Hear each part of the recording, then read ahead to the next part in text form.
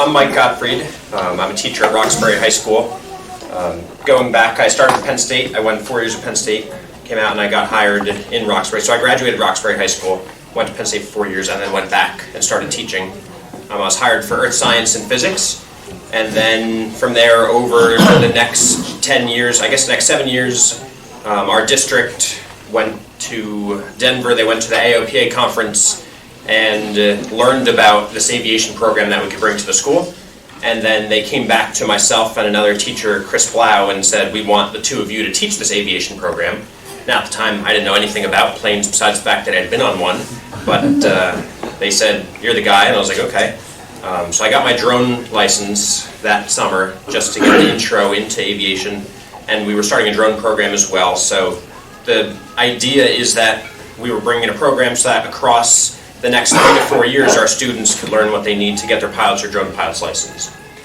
And so I started learning what I needed to. We started year one. It was the middle of COVID, which was a big challenge for us because we had kids at home and we had kids in school, and it was a mix of masks and all these restrictions. So it made it difficult for us to implement a really meaningful program, but we pushed through. We were able to get the program to be successful. We had 20 kids in our first class, and those 20 kids are finishing up year 3 now. Last year we had another 21 kids sign up for the program. This year we're up to 31 kids more in the program, so we're about 50 kids total. And so we currently have 4 students who are flying already. They have all soloed. One of them got their private pilot's license in February, which is very impressive. He was 17, so a couple months after getting his driver's license, he got his pilot's license, which is pretty crazy and exciting at the same time. He also just earned his drone pilot's license as well 2 weeks ago. And so the program has grown. We brought in a lot of guest speakers. We took our students to Newark Airport a couple weeks ago, and they brought us up into the tower. So we got to see that. They brought us into the United Maintenance Hangar. We went over to Morristown last week, and they showed us the airport. They had Customs and Border Patrol come in.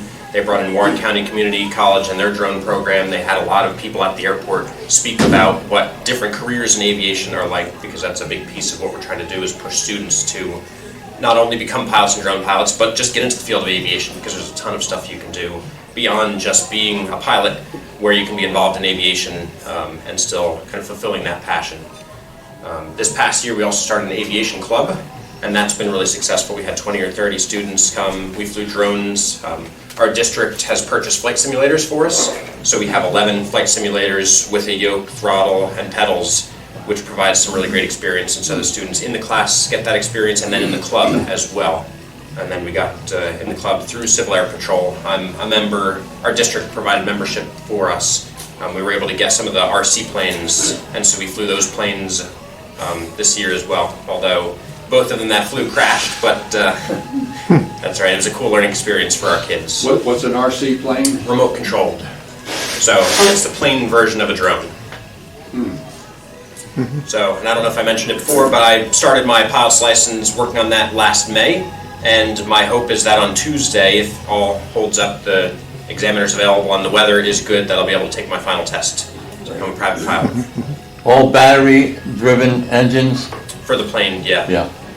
Yeah, RC planes and drones, Yeah. yes. Are you a member of the Civil Air Patrol? Yes. Yes, okay. Yes. Are you a what they call a aerospace education Yes, exactly. teacher? Yep. Okay, excellent. Okay. Yeah. And so thank you for this opportunity and this award. I definitely appreciate it. Yep. I'm with the Lone Eagle Composite Squadron of the Civil Air Patrol. Sorry? I'm with the Lone Eagle Composite Okay. Squadron of the Civil Air Patrol. Awesome, fantastic. We meet at the Armory, the Morristown Armory, Oh, okay. on Wednesday nights. Nice. Yes. I might have to check it out sometime. Okay. I hope you do. Yeah. Tuesday, solo You can be a flight. speaker. Yes, Yeah, you could be a I'd be speaker. happy to. Sure. Okay. Is Tuesday a solo flight for you, or Tuesday is the final test. I've done my solo flights. I did all of our cross-country flights. So Tuesday is the final test, where it's 2 hours of ground, where they sit there and just fire questions at you, and then another 2 hours of flying, and they put you through the whole gamut of showing that you can do different maneuvers, stalls, takeoff and landings, emergency procedures, everything. Thank you. All right. Okay, well, thank you, Thank you. thank you.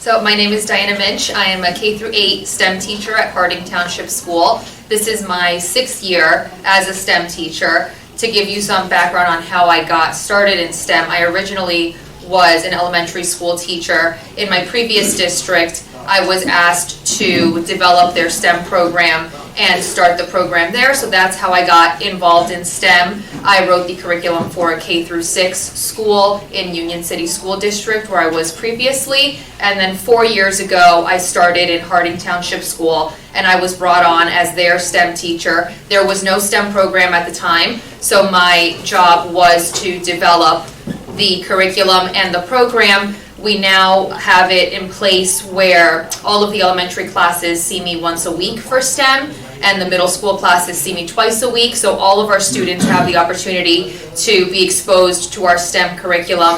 Our program is one that is created so that every year the skills build off of each other, and we focus very heavily on the engineering design process in the earlier grades so that they can really learn and understand how to go through each step of that process in detail. As they get a little bit older, starting in about 4th grade, we start introducing different fields of engineering and working on projects that relate to those various fields of engineering.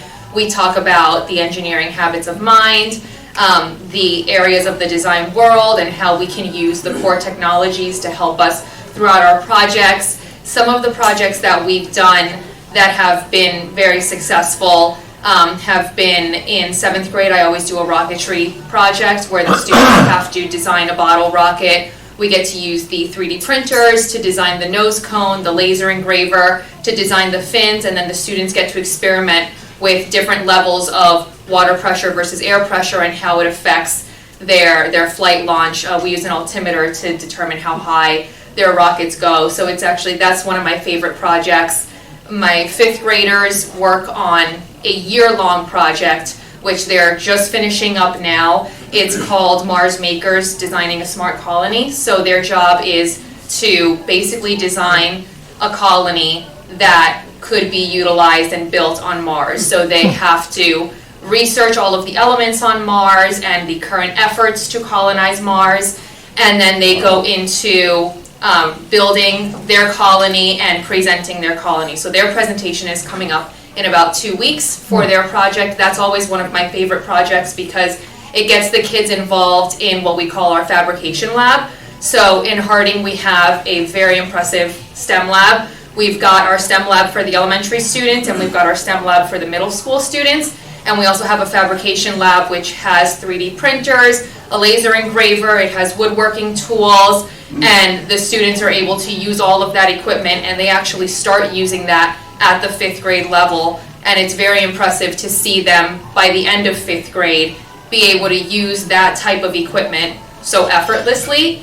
And I said the other day to a teacher who came in to help me, I said, just keep an eye on them. They're pretty much on autopilot at this point. They know what to do. And it's true. Once they really get the hang of how to use all of that equipment and the engineering design process, it's really nice to see at the 5th grade level, once they've completed the elementary program, how well they understand the design process and how well they're able to use all of the tools and equipment that we have. So. Thank you. Any questions? So you don't have one class all day long. You go from class to class? Yes. Do they still call that departmental? It is departmental, so STEM in my school is considered a special subject. So I see all of the elementary classes once a week, and then my middle schoolers come to me twice a week. I'm very impressed with what I'm hearing, and I'm saying Thank you. These have got to be, well, I'm impressed with what you're doing, but also what the kids are doing. Do you need all bright students or across the board? No, you need all types of skills. It's one of the things I have noticed that I am very proud of in the STEM program is that a lot of times the kids who struggle in other areas, in their core content areas, are the kids who excel in STEM. So it gives a lot of students an opportunity and a class to really show what they're good at and what they're interested in, because there's so many interests that come into play in a program like STEM that it allows students the opportunity to really show what they can be good at and to excel in a very different way from their typical core content classes, because there's so much creativity involved in it. And I make sure that any of the projects that I implement have real world problems and that the solutions are student designed solutions. So they take a lot of pride in what they come up with because they are designing solutions to problems that they could be working on in the future. So all students take STEM. Yes. It's not an elective, it's one of the specials that's embedded into their yearly schedule. I like the idea that some of the students who might not, your program uncovers some hidden Yes. skills that they that might not have come out. Yes, definitely. That's got to make you feel good. It does, it does.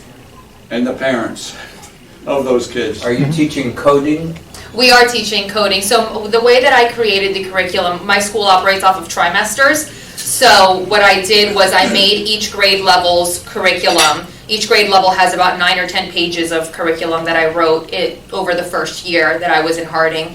And I broke it down into 3 units for each grade level. So Unit 1 is Trimester 1, Unit 2 is Trimester 2, and Unit 3 is Trimester 3. And for most grades, starting in kindergarten, their coding and robotics is typically Unit 3, which is what we are working on now. So we go through different types of engineering projects, different types of CNC or rapid prototyping projects, and then we also work with coding and robotics. I actually start coding and robotics at the kindergarten level because it's something that is so needed in our world and in our future. It's not going away. It's only gonna ramp up even more. So we need to make sure we're exposing these kids at a young age. Getting them young, is that Yes. is that key? Yes, because right now, when I first developed the STEM program, we were looking into the statistics of the deficits in engineering in the United States and the amount of jobs that go unfilled every year. So the key is getting students interested, or at least exposing them at a young age, because if they have never had the exposure, by the time they get to college, they may not select that type of career path because they just don't know enough about it. So getting them involved at a young age, I think, could potentially change those deficit numbers in the future, because at least they'll understand, okay, I know what this is about and this is something I want to pursue. I'll ask you the same question I asked Mike, and that is, how do you keep up? Because this is fast moving. Yes, it is. So I developed the curriculum with that in mind. I developed what I consider my curriculum to be an evolving curriculum. So I wrote it with skills and based on skills and concepts that I want the students to understand and grasp every year. But I did it in a way that the projects that address those skills and concepts can be interchanged, because there's always new technologies that come around. There's always new things that I can order year after year and new ways to teach those skills and those concepts. So I made my curriculum so that it can be very flexible in terms of the projects. So there still has yet, this is my 6th year in STEM, and I still have yet to have a year that looks exactly like the previous year. I've always done something new or something different, because it really is a trial and error type of program. We have to, some projects work out really well, some projects maybe not so much, and then I learned, okay, the kids didn't really love that, I'll try something different next year. So it's, like I said, it's what I call kind of an evolving curriculum. A general question, how are you handling metrics and conversion factors and things like that? Because you remember the Hubble telescope had a screw up, with the metric and English and stuff, that's why I didn't focus. So when I previously was a 4th grade math teacher, and that's a big standard in 4th grade. So starting in 4th grade, we do start covering some projects where I have them use the metric system and other projects where I have them just use customary units. So we do incorporate, especially at the middle school level, we incorporate a lot of metric system just because it's more precise, I think. But the kids seem to do pretty well with it. Because, like I said, that one nor the Hubble didn't work because of the damn conversion.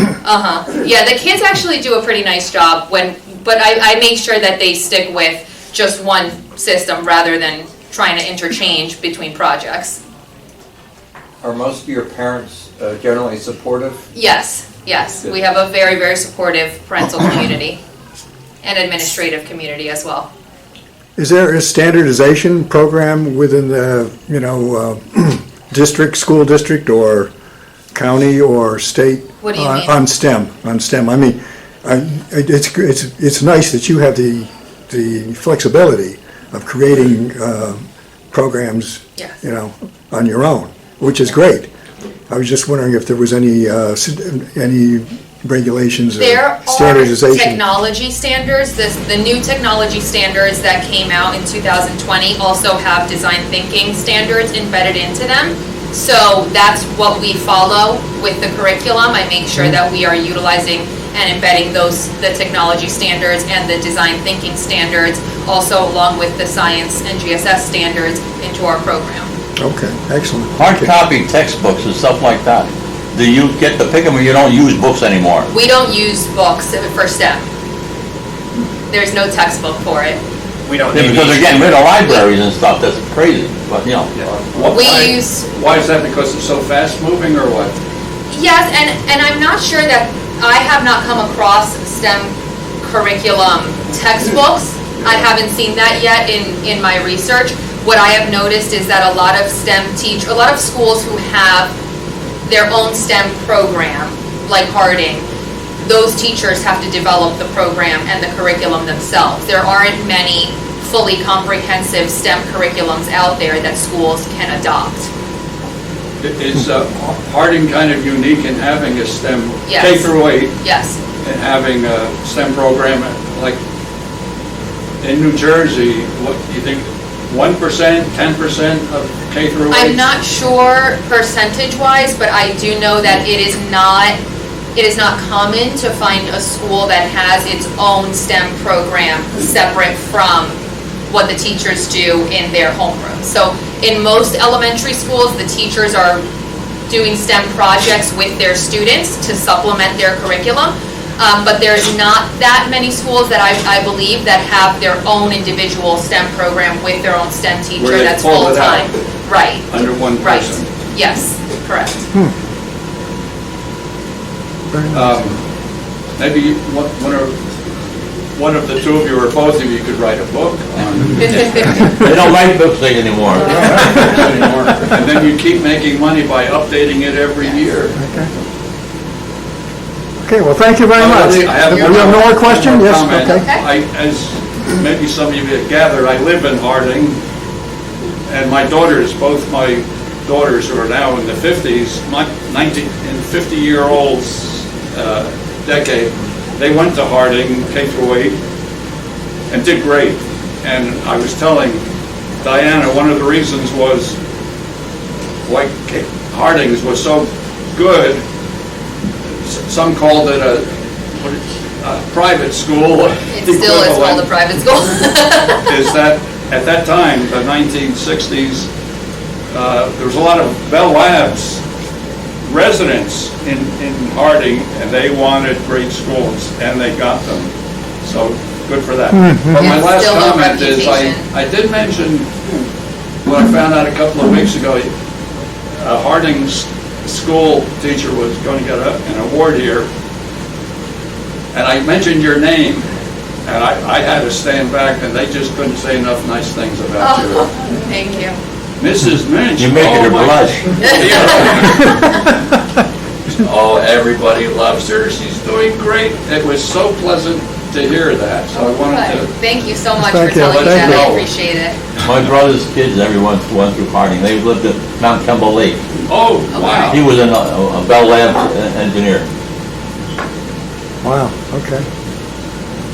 Okay, well, thank you very much. Well, thank you. I'm Thank you. very honored to be receiving this award. Thank you.